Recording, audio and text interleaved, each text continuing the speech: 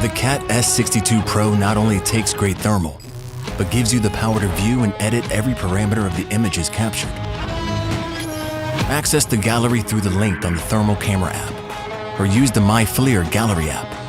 From here, just scroll left or right, or select Grid View and select to open.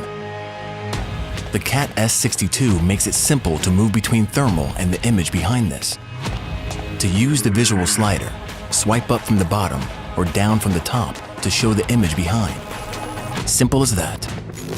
To share an image, tap here. Add notes in key areas so you're not left guessing where the problem is. And once you take a shot, all the information is stored for you.